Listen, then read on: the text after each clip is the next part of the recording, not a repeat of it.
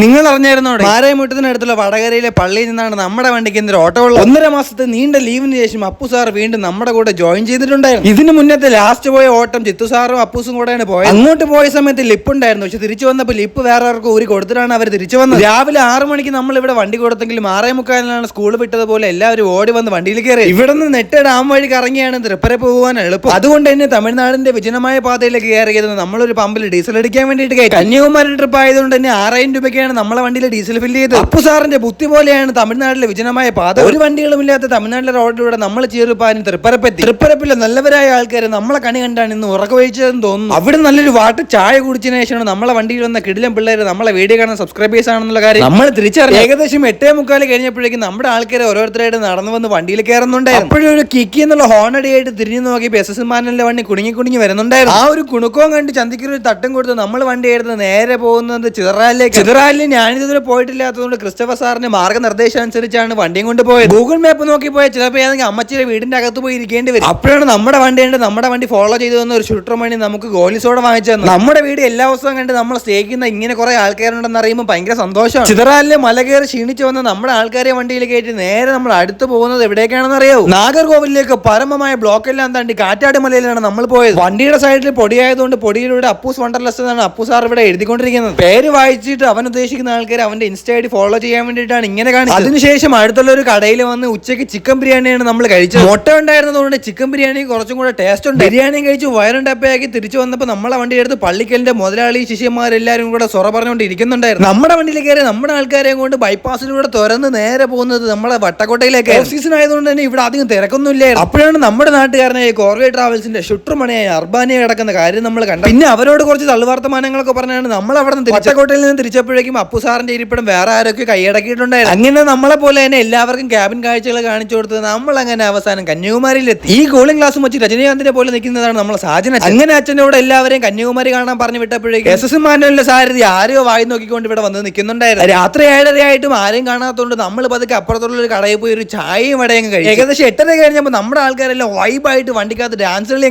നമ്മൾ പതുക്കെ ആടിപ്പാടി നമ്മൾ അവരെ എവിടെ നിന്ന് എടുത്തോ ആ പള്ളിയിൽ തന്നെ തിരിച്ചുകൊണ്ട് സേഫ് ആയിട്ട് അങ്ങ് ഇറക്കി. അപ്പോൾ എല്ലാം പറഞ്ഞ പോലെ